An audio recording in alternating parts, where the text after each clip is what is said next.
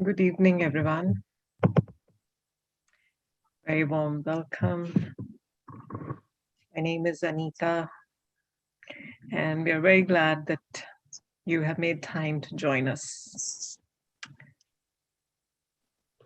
You know, we often clean our closets, and we really like it when it's neat and clean. Tomorrow, there's an opportunity to clean the closet of your mind and your heart, and not only clean it, but fill it with blessings.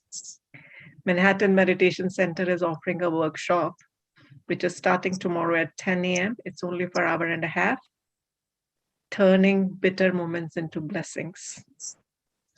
I think we all have some, baggage we carry, and it's a good time and good opportunity to just let it go and fill it with blessings. So if you haven't registered for the workshop, please do so. The registration link is available on the website, and I will post the link in a few minutes. And do pass on the word to your friends and family. And if anyone you think can take benefit from it, encourage them to join too. The recordings of this talk, as well as the talks which we have done earlier, are available on Manhattan Center's YouTube channel, as well as on Facebook. On YouTube channel, the series is called Wisdom in Action, the playlist. So if you want to go and access on YouTube channel, please choose or look for the playlist titled Wisdom in Action, and all the talks are filed underneath it. Besides this, Manhattan Center offers live meditation twice a day, Power Boost meditation at 12 p.m. in the afternoon for 15 to 20 minutes from Monday to Friday, and good night meditation again for 15 to 20 minutes at 8 p.m. in the night from Monday to Saturday. And on Sundays, it is at 7:30 p.m. All of you have control of your mics, so please keep them muted unless you really want to ask something or share something. We do appreciate if you can turn on your videos and keep them on. It makes the class a little bit more interactive, and it's encouragement for us. So today's topic, angelic consciousness. And there's nothing much to say about it, right? Most of the time, I was thinking, we often end up saying, the babies, they sleep like an angel. They ask, somebody has a new baby at home, and they said, how's the baby? You said, baby sleeps like an angel. Or the children, when they're behaving well, they said, oh, you are an angel. Or even parents, a lot of times, especially to girls, they say, you are my angel. And I was thinking, we use that word very often. Even I do that. I have done that. My second daughter is a premature baby, and I always call her. I said, "You are my angel." And we also use the word guardian angel, right? We use all these phrases, but do we actually know what it means that somebody behaves like an angel, or we are saying that somebody is actually behaving like an angel? I know that I am really not familiar with it. Angels are not such a huge part of Indian culture, but in Western culture, it's more embedded, right? So let's hear from Sister Judy. And anyone who is joining first time and not familiar with Sister Judy Rogers, Sister Judy is Raj Yogi and a meditator for a very, very long time, which I think close to 30 years or so. She has written books on spiritual aspects. She has shared some of the titles and the content in some of the lectures. She's a media consultant, and she has worked with a lot of big corporations and big, houses in New York City. She's a teacher, Raj Yoga meditation teacher. She does everything. She does a lot of programs. She does a lot of spiritual talks, and very inspiring. So I'm going to invite Sister Judy to share her thoughts on angelic consciousness. Thank you, Anita. Very warm welcome. Very good to see you. Nice to see you. We're making it through the winter, aren't we? Yeah, and I think it's the right time to just cozy behind it's a fireside chat. Bundle Let's up in your think room. let's think of it like a fireside chat and not Yeah. so much a lecture. So I'm very good if you want to interrupt me during this. If you've got something on your mind, say so. Um, I have to say this is kind of the advanced course. So if you were coming in hoping for something simple, I'm not sure angelic consciousness is so simple. There's a bit of depth here, and so I'm hoping that all of us on the call, we're all meditators, we're all students of spiritual understanding, and we're going to need that to really understand this subject of angelic consciousness. So let me just start with the word consciousness. Let's forget the angel thing for a minute because we're going way beyond Hallmark cards here with the idea of an angel. So let's talk first about what does it mean to Kalpana wants to know, what are you asking here? You're new to meditation. Do you think I'll be able to understand? Yeah, I'm going to go slow, Kalpana. I think you'll be good. And if you're not, you just ask questions, all right? Sister Judy, I forgot to mention to you as well as to the participants, we have translation in Spanish available.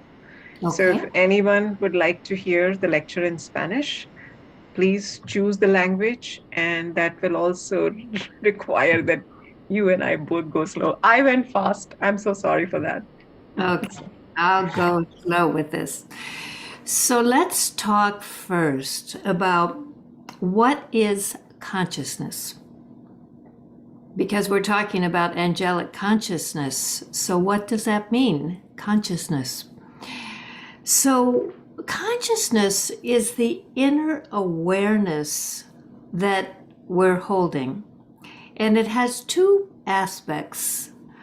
One is our intention, and one is our feelings. So, our intention and our feelings. So, for example, what is the consciousness of a soldier or a policeman? So let's forget angels for a minute. What is policeman consciousness? Well, you'd say the intention would be to protect. I think on the side of some police cars it even says to serve and protect. And with feelings, it might be alertness, it might be courage, bravery, so that would be policeman consciousness. And those of you who are policemen or close to them would know better than I, but I just trying to play here with this notion of consciousness. So what's the consciousness of being a student? What is student consciousness? So if you are taking classes, you're in school, you have student consciousness. So the intention of a student is to learn and to grow. And the feelings might be openness or curiosity, determination, right? So, what we're talking about is sort of an inner approach, an inner stance, an inner orientation to your life based on this consciousness. Now, when she opened the program, Anita talked about being a mother.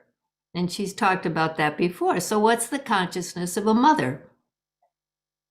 So, the mother, what's the intention? The intention is to love, to care for, to look after these little ones, and even big ones, right? Because you're a mother for the rest of your life. And what are the feelings? So there might be love, there might be tenderness, there might be attentiveness, there might be pride, belonging, right? All of that would go into mother consciousness. So no matter what, we could go through dozens of different uh, identities. Think of it as an identity of yours. You have multiple identities. And so when you're in the consciousness of that identity, that capacity in yourself, you have a certain intention and you have certain feelings. So, what's the consciousness of an angel? If we were in a room together, I would ask you if any of you have ever felt you have seen an angel or experienced an angel. I know people who feel they have, who feel that in some, often in a critical moment, they were sick or they were, something big was going on. And so they felt that they experienced this consciousness. So with an angel, angels have the intention to be messengers of peace, to bring comfort, and to bring the soul close to God. Because angels are very much in connection with God. And so what are the feelings of angels? So angels are benevolent. They have very loving, benevolent feelings. They're cooperative. They are courageous. They are soul conscious. They're only this incorporeal form. They are, they generate feelings of belonging. If an angel comes to you, you would feel some sense of closeness or belonging. Now, when you think about all the literature on angels, and Anita said that there aren't many in India, I don't know, that's not my cultural past. But in the Christian path, they're all over the place, right? They're showing up and speaking to Mary and appearing to Joseph and appearing to all kinds of people in all kinds of places.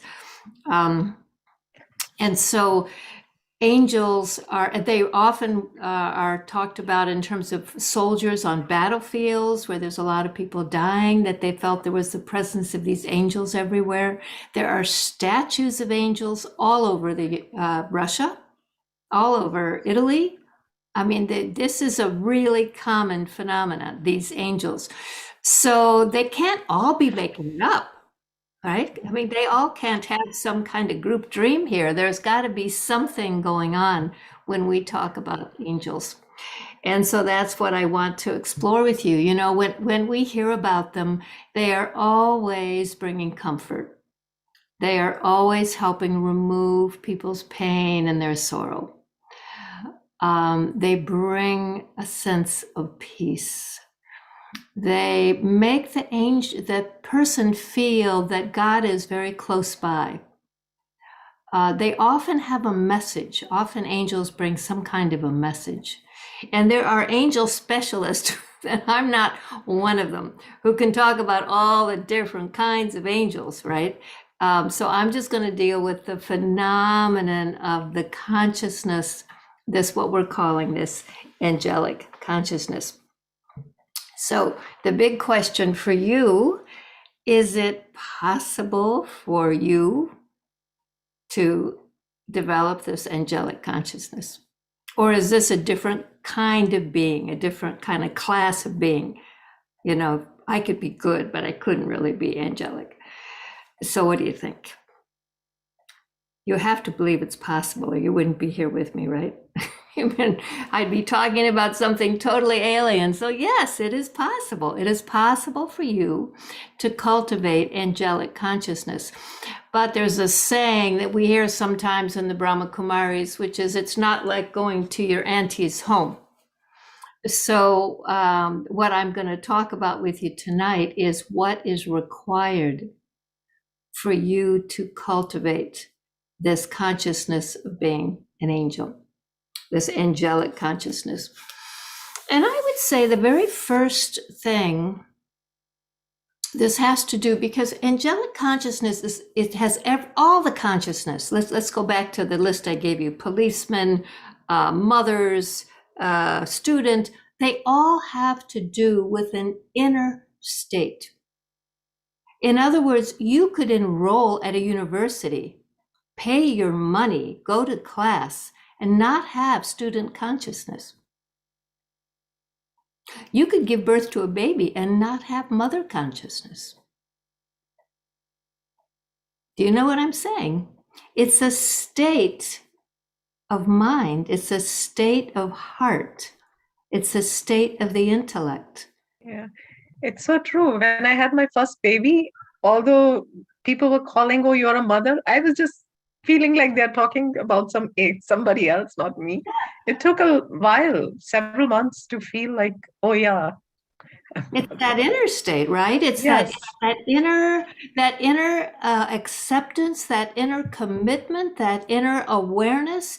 There are people who are phenomenal students who never pay the tuition and go to college, right? There are people who are very motherly who don't give birth to children. So you know what I'm saying here. We're not talking about outer steps. We're talking about inner awareness, inner consciousness.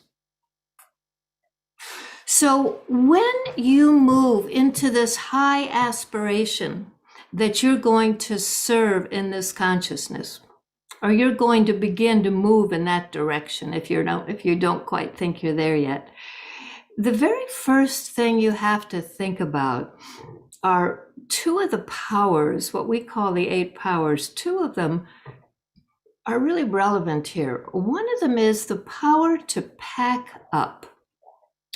Now, angels by occupation are pretty simple characters. They don't have a lot of baggage. You don't see them showing up with a trunk or a new outfit or right? Angels are really simple. These are beings of light. They are very, very simple. So we tend to travel heavy. Those of us in the Western cultures, I think now the whole world, we've become quite consumer oriented. We have lots of trappings. We have furniture and clothing and jewelry and collections and investments and all kinds of things that weigh us down. And we've got all the worries that go along with having those things. So to move towards angelic consciousness, you really have to have this power to pack up. What that means is that you can put away the things that are not relevant for what you're about to undertake. Just pack up the things that you do not need for this venture into angelic consciousness and set them aside. Because you can't have worries and concerns and burdens and work in this consciousness. The other thing, the other power that would be useful to you would be the power to merge. That is to push things like you do into the ocean when you just push something down underneath. And then I'm not talking about suppressing something, but I'm talking about, again, things that are rattling around in your mind, things that are cluttering your consciousness. Those will prevent you from being in that angelic consciousness. So the packing up of the things you don't need, the merging of these other distractions to prepare yourself to be in this consciousness.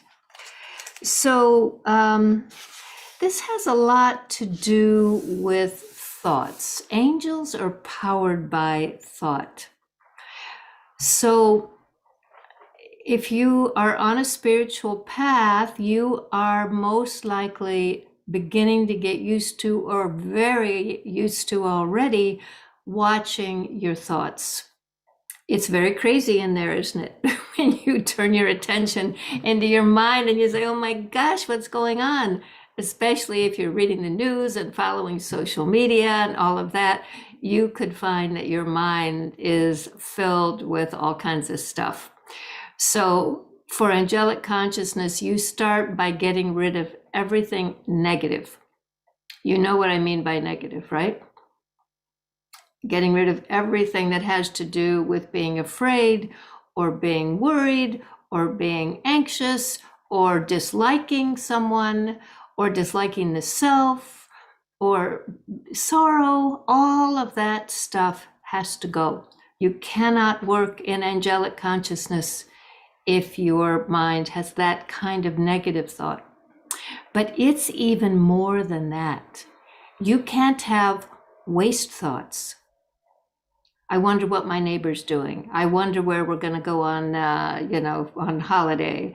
I wonder what the landlord's going to say about what I just did downstairs, etc., etc. All that stuff that rolls through the mind can't be there. You cannot be in an angelic consciousness with waste thoughts. You can't even be in angelic consciousness with ordinary thoughts if you have too many of them. So not even ordinary thoughts and not even extra thoughts. The consciousness of an angel is really this consciousness of bhavana. You have very essential thoughts and very simple, essential feelings. So you have good wishes and you have pure feelings for everything and everyone. In fact, I'm going to read you a little blessing because this captures it pretty well. This is actually from a class we had today, and I think it really gets at the heart of it. It says, may you be full of good wishes and experience the angelic stage by finishing all opposing feelings. Now, what's an opposing feeling? An opposing feeling is when something comes up inside of you. I don't like what this one just said. I don't like what food I was just served. I don't like the proposal about what to do today. I don't like what's on my calendar. All of that brings you down. You have to realize angels are light. They're in a costume of light. They are light. They can fly. That's why they're always presented as flying. They fly with a thought. So heaviness, thoughts that make you heavy, feelings that make you heavy, you can't fly. So let me read you this again. So may you be full of good wishes and experience the angelic stage by finishing all opposing feelings. The basis of the flying stage, all right, so we're talking about angels, the basis of the flying stage is feelings and intentions, which we just talked about. Having benevolent feelings for everyone, feelings of being loving and cooperative, feelings of increasing courage and enthusiasm, feelings of soul consciousness, feelings of blessings. These are all good wishes. Those who have such feelings can stabilize in the angelic stage.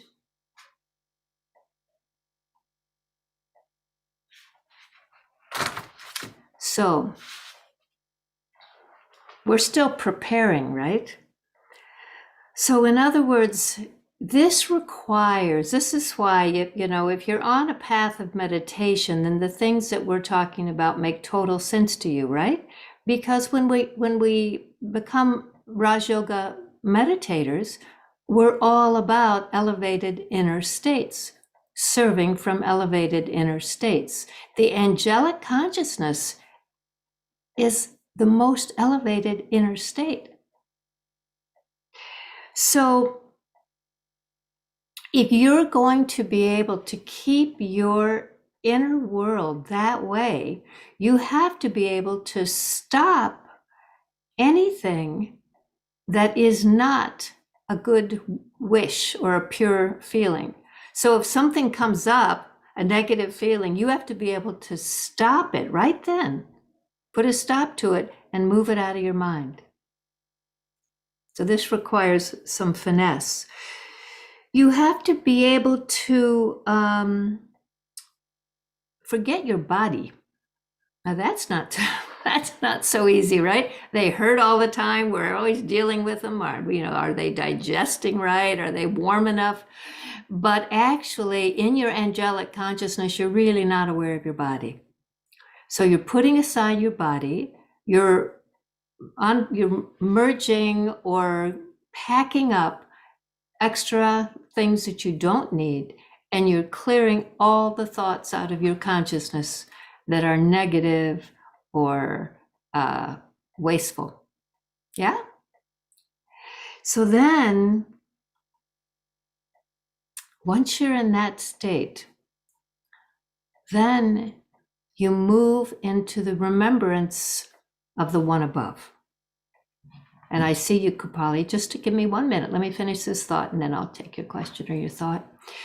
So when you're in this state where you've got that extra stuff out of the way, now you, the soul, turns your attention to the one, to God, because it's God's light that makes angels able to do what they do, able to serve, able to bring comfort, able to bring peace. So it's that remembrance, that embodiment of remembrance, that state of remembrance that gives the angel its lightness. So yes, Kripali, did you want to say something? Yes. So I'm just relating whatever you said until now. So I'm a mother of 2 kids, right? So as you said, my consciousness should be like loving, caring. So I have a question regarding, I'll give you one example that my boy, the big boy, he wanted to play outside. It is cold. He wanted to play basketball. He played. I allowed him to play 5-10 minutes and then he didn't come back. So my consciousness is that, I take care of him, that I feel like he should not feel sick. So he should not play in such a cold weather, right? So as you said, I have to put those negative thoughts like sickness. I should not think about that. And then I have to call him back. Am I going in the right direction? That way I have to think? Sure, you are. I mean, what you're talking about is very practical, right? Okay, Right. easy to say I'm supposed to be loving, but what happens when this child of mine does something that upsets me? Yes. Well, and this is the difference between human beings and angels, right? So there's nothing wrong with telling your child that they need to put on a coat or come inside or whatever. It's the consciousness in which you do that. If you do that in worry, in fear, in anxiousness, in upset, then you're moving in the wrong direction, right? If you do it with love and patience and benevolence and kindness and all of that, now you're moving in the right direction. So it's not that the angel doesn't deal with tragedy. A lot of the places, as I said, the places where many of the stories of angels are on battlefields, in Turkey and other places, Russia.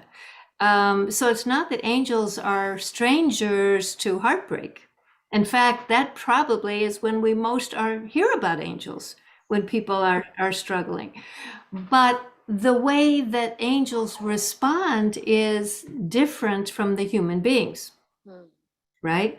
So as a human being, we have one response, and as an angel, we have a different one. And we're at work on getting to be an angel. So, Sister Judy, yes. I'm sorry. Request from the Sister Matilda, just a bit slow so she can translate. Okay, sorry, Matilda. Sorry about it. Okay, so actually, since we're talking about human beings and angels, I'm going to read you something. So there was a brother in the Brahma Kumaris who was very interested in angels. And so he wrote a little piece human consciousness to angel consciousness. So I'm going to read you this. Ready? Humans ask, angels trust. Humans analyze, angels know.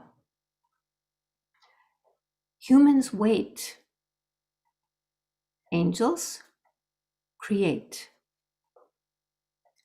Humans judge, angels discern. Humans separate, angels embrace. Humans correct, angels inspire.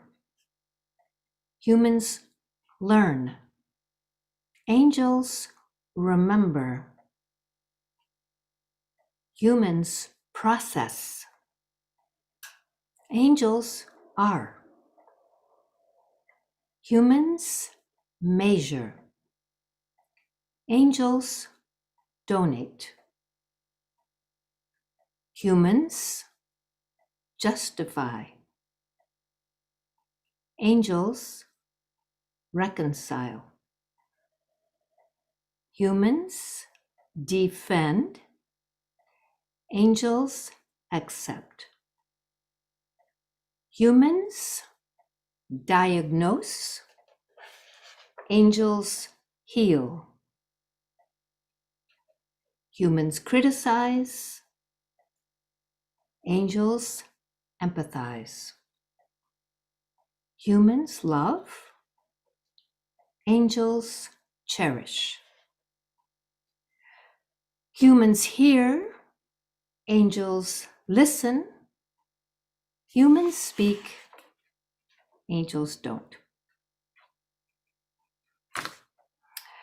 So it's not that angels don't have to face difficult things, but it's the consciousness in which they face things.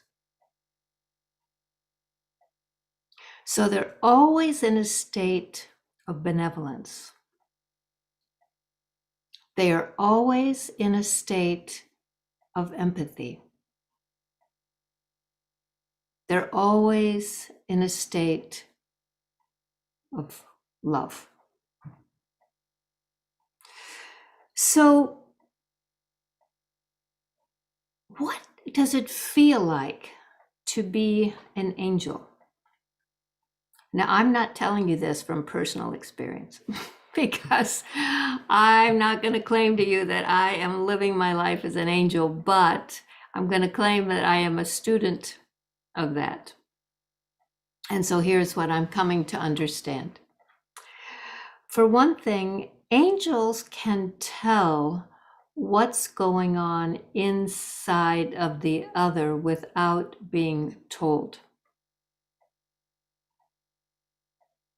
They're so subtle and so clear, so uncluttered and clear, that they can sense exactly what the experience of the other one is, which is why they're able to donate in the way they do. Angels have a sense of what we call the three aspects of time. So they may know what's going on in the moment for the one that they are ministering to, the one they're appearing to, but they also know what happened in the past that caused that one to be where they are now. And they understand what is going to happen in the future for that one. So they are in the present, but with the awareness of how this moment came to be and what will happen next. When you are an angel, the only thoughts that come to you are completely accurate. There's no sitting around, well, I could do it this way, or I could do it that way, or, no T-charts, no pros and cons. No. Angels have this, because they're so connected to God, they're so clear, and they're so connected to God that they have this knowing and the absolute accurate thought, impulse, touching, knowing comes to them. And the other one that they're engaged with also picks up their signal. Angels communicate through signals. They don't talk. So they'll send a thought. There'll be some kind of a signal that they give to the other one. And the person who's experiencing the angel knows what they're being told to do. Okay, Rebecca, yes. Rebecca, do you want to unmute? Yeah. I was thinking intuitiveness, a strong intuitiveness. Right, that's right. Intuitiveness is a good way to talk about it. And for an intuitive mind to work, it has to be a clear mind, right? A cluttered mind doesn't get clear touchings or clear intuitions. If your mind is filled with all kinds of stuff, negative feelings, negative thoughts, a whole list of things, your worry about what has to happen, your anxiety, your train schedule, your work schedule, your intuition will not be clear. So that's why when I started out talking about angels, this power to pack up, the power to merge, the capacity to bring a full stop. That's why I said this is not the beginner course here. We're talking about we're talking about a good aim on your spiritual path, because you have to have the refined ability to work with your thoughts and your feelings. Who is the master, the soul or the mind? Sometimes we feel like the mind is the master, right? Racing along, filling our vision with all kinds of things. But no, what you learn in meditation, the soul is the master. You, the soul, are the master of your mind. You are the master of what thoughts you allow in your mind. We are so unused to this that we actually have gotten to think that, well, the mind just kind of does what it does. Sometimes it torments me with memories. Sometimes it, teases me. Sometimes it does this or that, and I just have to go along.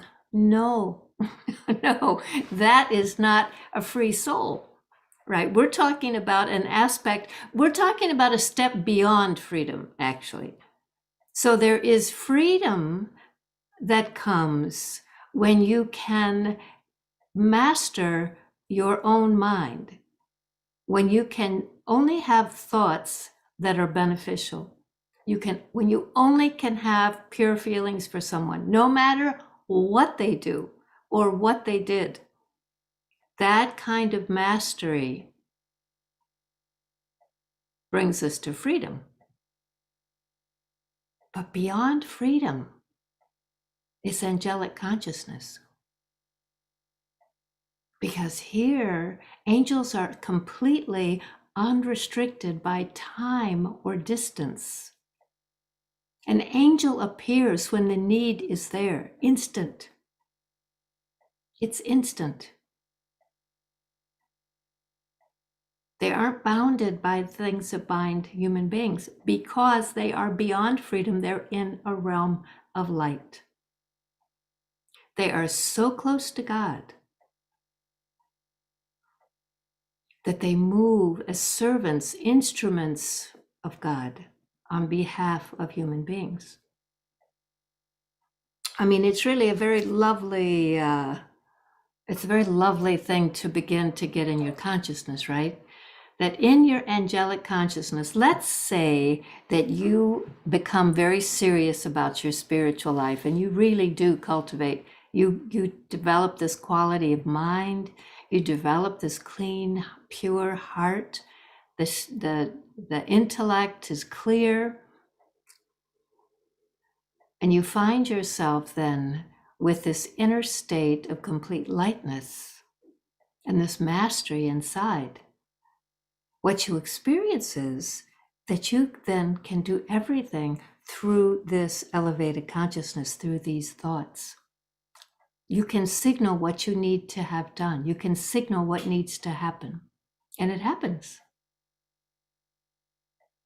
Because it's sort of clumsy, actually, when you have to put it into words and explain it to someone and try to get them to see your point of view, right? That's quite slow. If angels worked that way, nothing much would move. There'd just be angelic debates. But no, that's not how they work. They work with this, this state, this elevated state where they're undistracted by any of that, and they're really working with signals and thoughts and pure feelings. Now, someone had a question here. What is this?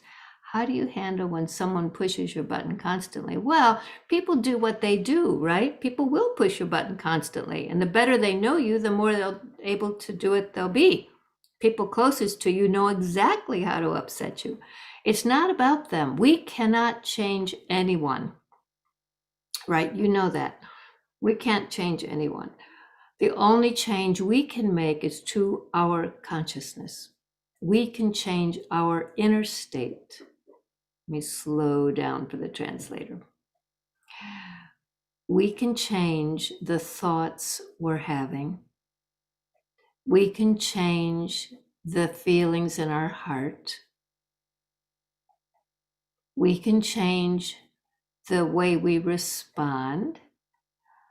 Darshana says, but how do you respond to it? Well, you respond to it by first so if someone has said something that really upsets you, the first thing you want to do is you want to become quiet. Don't say anything. Put a pause. If you know how to go into soul consciousness, which is the essence of Raja Yoga, you do that. You go into soul consciousness. Okay. I am light, right? Yes. And then from that place, then you connect to God. Now you're really working with an elevated consciousness. And then if you can manage it, all you want for the other one is just blessings and good wishes. Just may things go well for you. Right? Because if we go through our lives being triggered by everything around us, being upset by everyone who talks to us or half the people who talk to us, we can't serve in the ways we're talking about. We can't even be good parents, let alone angels. Sumita, what are you thinking? Sumita, you got your hand up? Yeah. Yeah, hi. I wanted to share one experience that I had. I was returning from Florida, and there was literally a kind of a storm started, and I was in a cab on the way to airport. I still remember it was heavily raining, like pouring. So the driver was saying, like, it's very difficult to go. And out of, like, I don't know, somehow I thought, like, I have nothing, but okay, I can just pray to angel, like, help me to reach all the way back to my home. And I was like, I was not sure even. I started praying, and I thought, like, it will be helpful if you can please stop the rain for at least few minutes so that I can reach boat and then go back to my home place. And in 2 minutes, I saw the result. I was like so surprised. I was like really surprised. Like in 2 minutes, literally it stopped. Even the driver was saying, like, oh, it stopped. Okay, we are fine. I can get you to airport. And then when I reached home, then I realized, like, I don't know what the miracle was. And I just prayed from my heart, and I saw the result immediately. Even, I mean, that was the first time I started believing. But after that, also many times I found the result. But yeah, that was really a miracle for me. Well, your instincts are good, Sumita. I mean, that, when you're in a difficult situation, and I can see several of you have the same issue. What about a creepy friend? What about if someone's rude? What about all the things that happen? What about them? What about them? They're making us unhappy, aren't they? All those things. They're making us unhappy. Yeah. pandemic is making us unhappy. Our intrusive friends are making us unhappy. Our children who are misbehaving, they're making us unhappy. And the winter weather, I mean, the list is long. But what we have to remember is the reason you are studying meditation is not because we think we can change all those things, although Sumita had a good experience. We're studying meditation so that when those things happen, which they do, that we don't become angry, upset, frightened, anxious, worried, or sad, which is what we do, right? So we tend to go along with all those negative feelings inside, and we get to the end of the day and we're so tired. We're so tired. And we can't even hardly be good parents and good friends, let alone angels. So that's why I said at the start of this is the advanced course. Because you start with being able to clear your consciousness. You start with being able to remove the things that are in the way, the thoughts and feelings that are crowding in. You start by not allowing things to upset you. Because you really can't serve if you're upset. Now, it may seem just impossible. How can I not be upset when this thing happens again? But you can. You can be not upset. Because when we allow other things to upset us, we've lost the mastery of the self. When you study Raj Yoga, what you're studying is self-mastery, self-sovereignty. And remember, you aren't the human being. You're the being inside the human. And the things we're talking about are the things that the soul learns to do. The soul learns to stay in the awareness of itself as light. The soul learns to keep its mind at peace. The soul learns to keep its heart clean. The soul learns to remain loving. And no matter what happens, no matter who says something, no matter what surprising thing happens, then we are always okay. But then to serve as an angel, we have to be beyond okay, right? We can't just be okay. Okay is good, but okay is not an angel, right? Okay is a good first step. If you're not feeling okay, start there. Start with feeling okay, no matter what happens.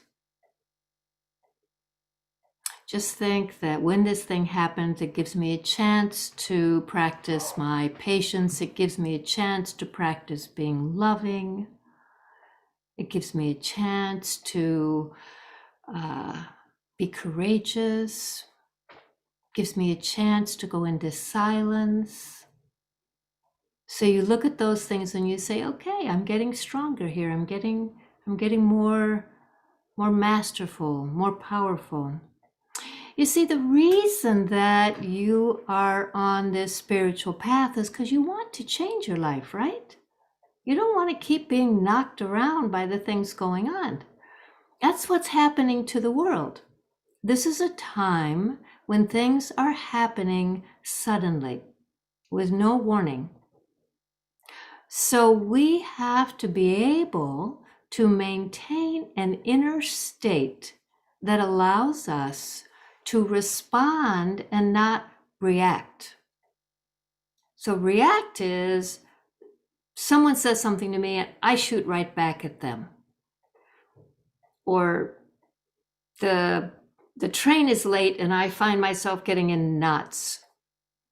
Or etc., etc., etc. But responding is when I put a pause there, I quiet myself down. I go into a soul conscious state, in which case I'm aware of myself as light. I'm aware of myself as being beyond this particular life. I'm in this play. I'm playing my part, but I'm not going to live in anger or sorrow or worry or anxiety. So I keep myself in this state of elevated consciousness where I just have good wishes and pure feelings for everyone, no matter what, whether they deserve it or not. We kind of have this orientation. Well, I'm going to love the people who deserve to be loved, but those other folks, I'm not going to love them. No, that's not the way it works. Those other folks need your love, right? The lovable ones, they don't need your love so much. Those other folks, they need your love. The one that just screamed at you, put on your mask, they need your love. The one that just pushed you off the sidewalk, they need your love. Right? This is what the world really, really needs right now. This is your service. Can you be loving whether or not the people around you are behaving well? Can you be peaceful when everyone around you is worked up? Can you be kind when the people around you are being so rude?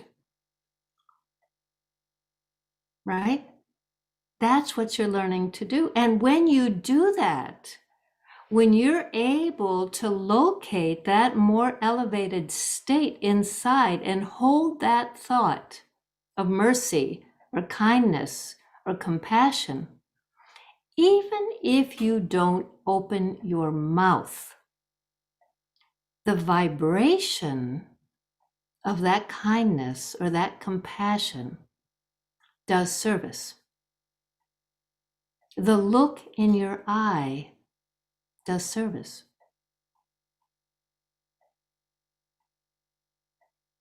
You create a field around you that's peaceful. And other people are consoled by that. They are comforted by that. That's service. Now, if you also do something else, if you say something else or give them a gift or something else, that's all good. But actually, the service is in your consciousness. Yeah, Christina. I was mute. So good evening. Thank you so much for being an angel, because this is definitely for me tonight. I happened that I was in the state of what is the difference between people that meditate and don't meditate, right? And it's a contradiction. I was not meditate so much, but I act kind until I moved to South Beach, and then I lost it because I don't like to judge. I'm just telling you a fact that I think a lot of people they've been here understand that there is a lot of rudeness around, and there is something drive me crazy when there is this macho man that they just want to control just because you're a woman, and they've been really abusive. And I was shut up. I was breathing deeply and count until 20, go behind whatever you just say, whatever you want to call in Raja Yoga. But I realized certain individual, they were just exchanging my kindness for stupidity.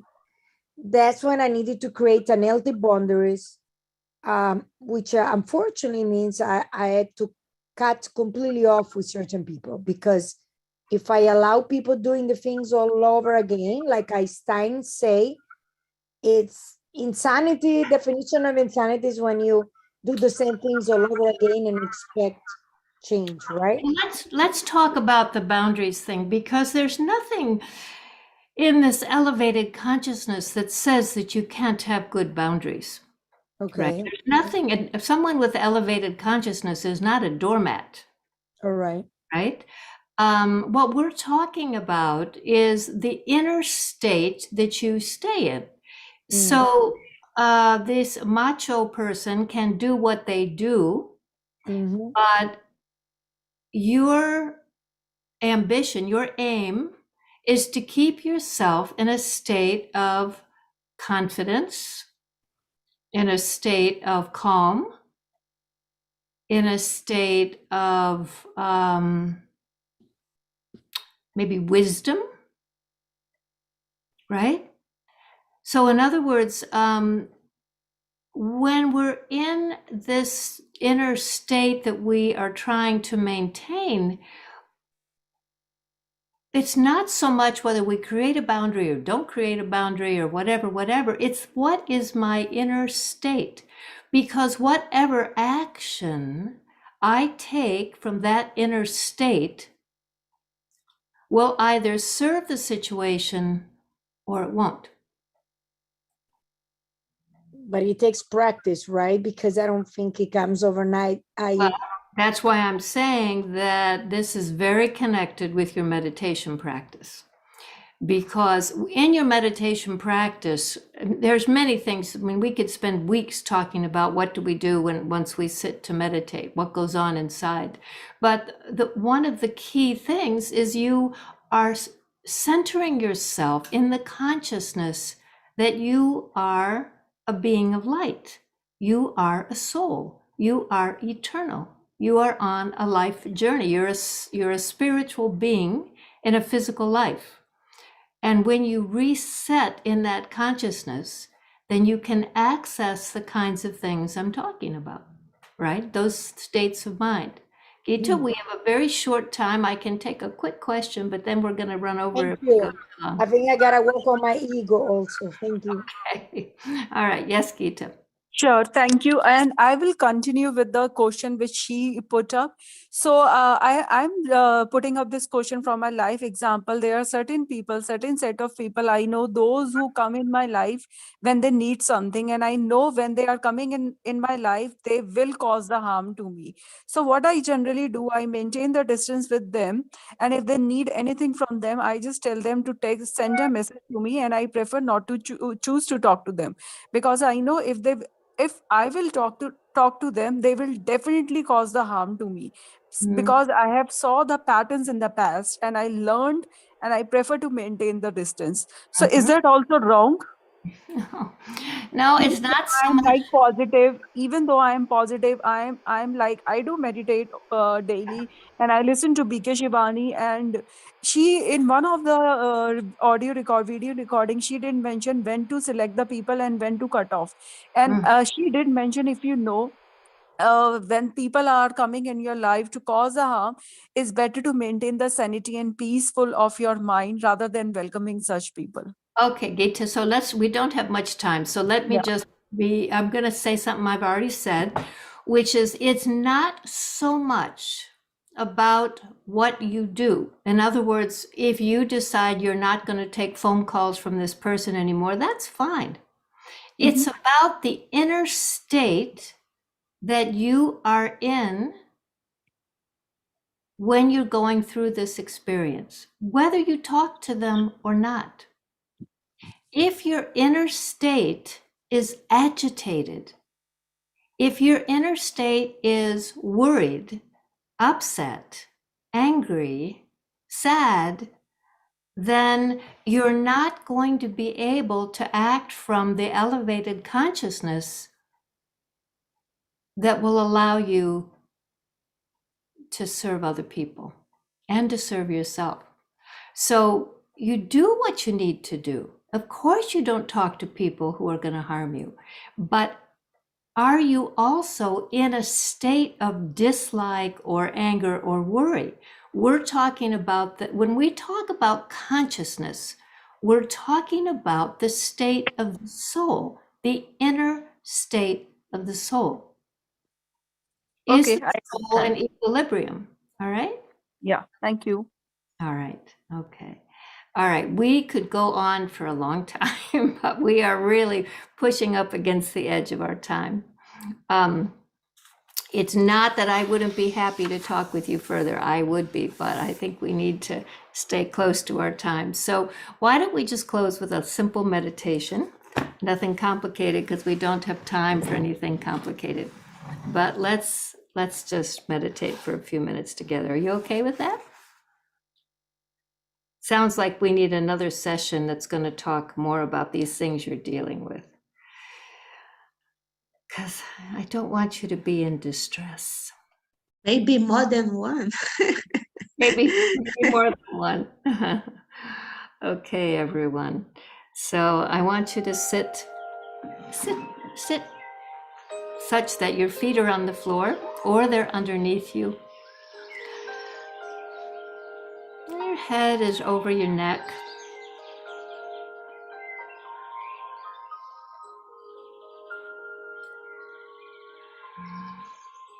And take a couple of big breaths and just let everything out with that breath. Just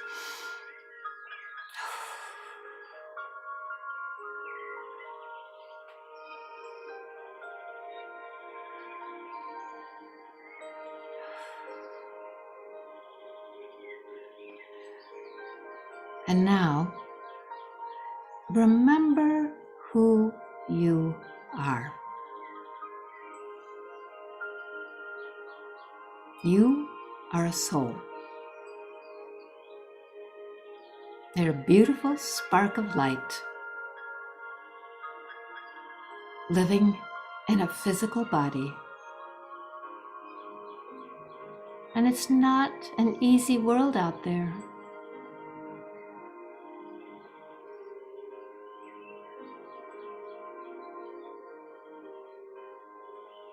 So you're learning through your meditation practice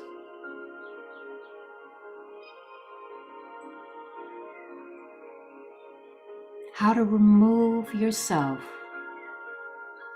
from the pressures of that world.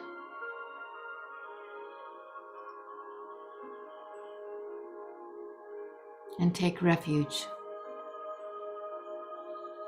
in a peaceful place inside.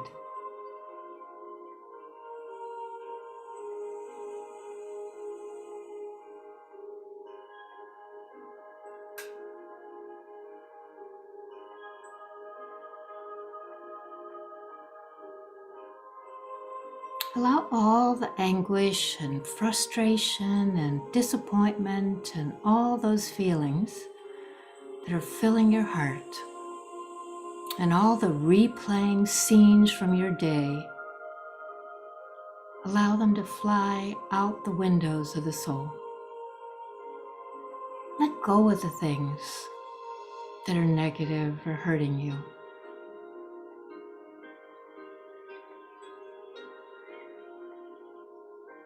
And sit quietly.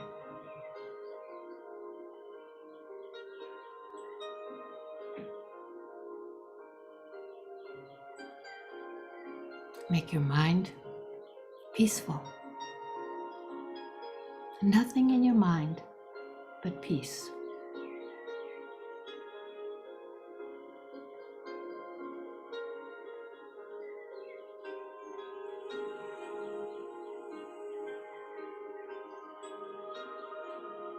Make your heart clean.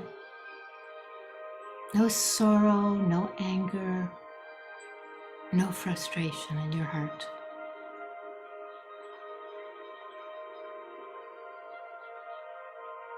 Because when you're upset with those other people, that upset lives in your heart, not in them.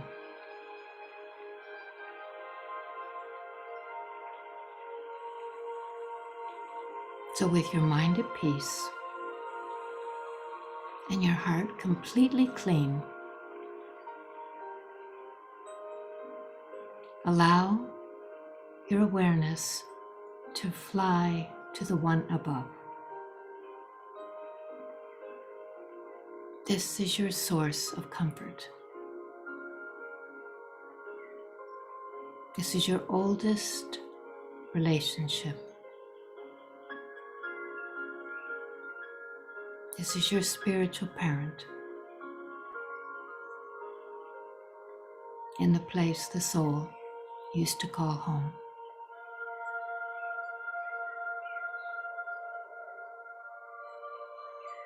And know that at some point you'll be there again with that one and in complete peace.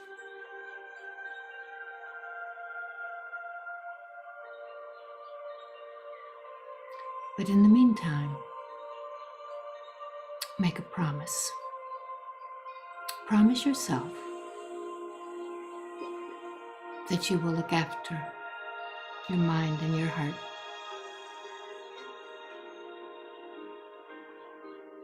so that you can look after others.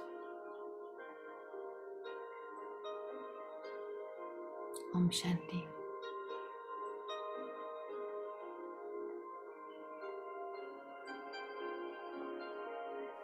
Thank you, Sister Judy. Om Shanti. Thank